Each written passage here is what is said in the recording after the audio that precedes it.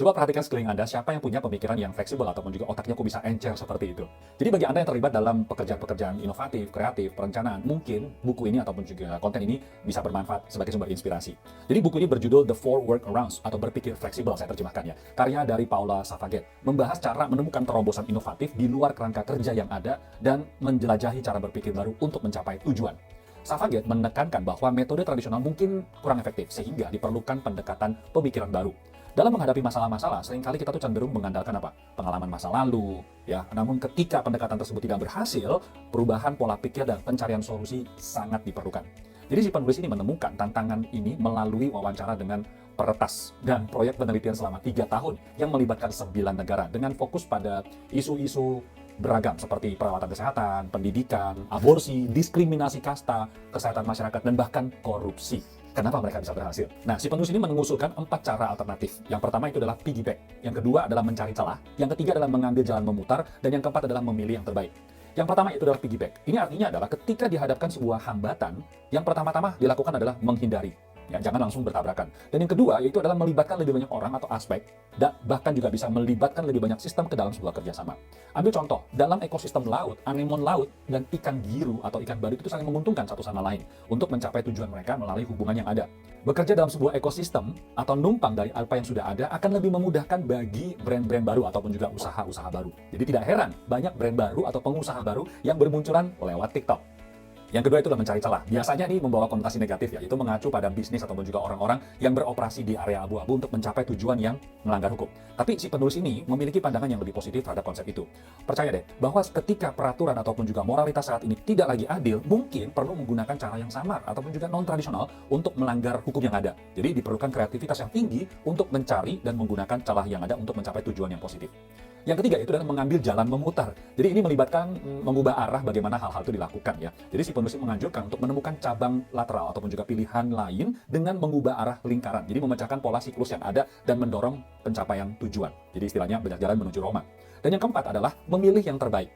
Ketika tidak dapat mengubah pembatasan lingkungan yang ada ataupun juga resikonya mungkin terlalu tinggi, dapat dipertimbangkan adalah untuk mencapai tujuan kecil dulu untuk mencapai tujuan yang lebih jauh nantinya. Jadi artinya dari yang jelek-jelek ini kayaknya tidak ada pilihan, mungkin dari antara yang jelek memilih yang terbaik. Jadi metode ini menekankan untuk mencari solusi alternatif ketika menghadapi hambatan ataupun juga hal-hal yang sudah mentok. Nah, cara-cara alternatif ini memberikan sudut pandang berbeda ketika menghadapi sebuah kesulitan. Mungkin layak mencoba menggunakan cara yang berbeda untuk mengatasi hambatan dan tidak terpaku pada penyelesaian yang kaku atau mungkin yang sudah ada atau SOP-nya. Sebelum kita lanjut, coba kita pikir dari keempat metode ini cara mana yang sering Anda terapkan secara tidak sengaja dalam kehidupan. Coba kita bahas dalam lingkungan kerja. Seorang eksekutif baru di sebuah perusahaan dihadapkan begitu banyak tugas dari berbagai departemen, termasuk tugas mendesak dari atasan langsungnya. Meski banyak rekan-rekan kerja yang sudah lama senior melihat bahwa, wah ini kayaknya anak baru ini nggak bakal bisa selesai pekerjaannya. Tapi eksekutif baru ini, dia itu memiliki sikap yang rendah hati. Dia menyampaikan kebingungannya kepada atasan, mengatakan bahwa keterbatasannya dan begitu banyak pekerjaannya dan bertanya tentang prioritas pekerjaan. Nah, hal ini tentu sebagai atasan tentu akan bisa melihat dengan memberikan respon positif, mengalihkan sementara tugas dari departemen yang lainnya kepada pekerjaan-pekerjaan lain. Meskipun si eksekutif baru ini terasa kayaknya sedang menghindari tanggung jawab, tapi sebenarnya pendekatan itu menyatakan secara jujur dan rendah hati kesulitan kepada atasannya dan menunjukkan keinginan untuk mendapatkan bantuan.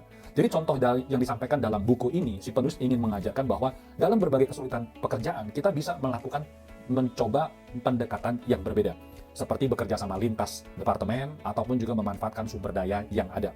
Contoh yang kedua yang juga cukup menarik dalam buku ini itu adalah menggunakan Coca-Cola untuk mengirimkan obat-obatan meningkatkan askes kesehatan. Strategi ini kita sebut dengan hitchhiking, yaitu melibatkan kerjasama antar pihak untuk menyelesaikan masalah kompleks melalui hubungan yang tidak terduga. Contohnya di dalam buku ini itu adalah di tahun 1980 di Zambia adalah seorang pria bernama Simon Berry. Menghadapi masalah kematian akibat diare, Berry menciptakan solusi dengan mendirikan Cola Life. Organisasi ini memanfaatkan distribusi Coca-Cola untuk menyelipkan obat-obatan ke daerah terpencil. Ternyata dalam waktu 1 tahun, akses obat meningkat dari 1% melonjak menjadi 46%. Contoh ini menunjukkan bahwa dengan memanfaatkan sumber daya yang ada dan kerjasama, strategi hitchhiking dapat menciptakan solusi yang inovatif untuk masalah yang sulit. Nah, si penulis juga menekankan pentingnya perubahan pola pikir dari apa yang kami butuhkan menjadi apa yang kami miliki sekarang. di Zambia, infrastruktur itu sangat kurang, tetapi Coca-Cola memiliki sistem logistik yang efisien. Melalui penelitian, menempatkan obat-obatan dalam sistem logistik ini, dan mengembangkan metode transportasi yang efektif berhasil mengurangi biaya logistik dan juga infrastruktur. Nah, sebenarnya inti dari strategi hitchhiking adalah memanfaatkan sumber daya dan hubungan yang ada. Bahkan orang-orang atau kelompok yang kurang berpengaruh, jika dapat menemukan sumber daya yang dapat dimanfaatkan dalam sebuah ekosistem atau rantai industri, juga memiliki kesempatan untuk menemukan cara alternatif untuk menyelesaikan permasalahan kita semua. Kita lanjutkan dengan soal mencari celah. Nah, mencari celah ini tentu aja adalah berhubungan dengan membahas area abu-abu dalam sebuah peraturan dan aturan. Aturan ini mungkin memiliki masalah keadilannya, tetapi juga memiliki celah pastinya. Jadi bisa memanfaatkan area abu-abu untuk mencapai tujuan yang lebih fleksibel dapat membantu menyelesaikan masalah.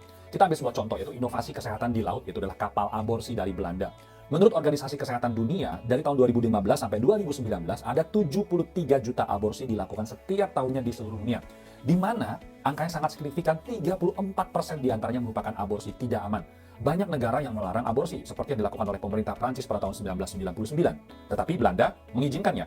Seorang dokter Belanda bernama Rebecca Gompertz menciptakan inovasi kesehatan yang unik dengan memanfaatkan kapal berbendera Belanda sebagai klinik bergerak untuk aborsi, dengan berlabuh di perairan internasional.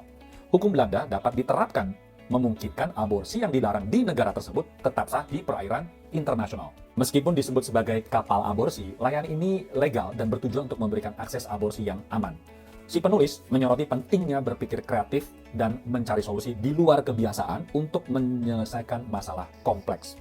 Strategi hitchhiking seperti yang terjadi di India dengan pemasangan ubin dewa-dewa itu bisa mengurangi kebiasaan buruk masyarakat membuang kotoran di pinggir jalan. Secara langsung berdampak baik bagi lingkungan tentu saja.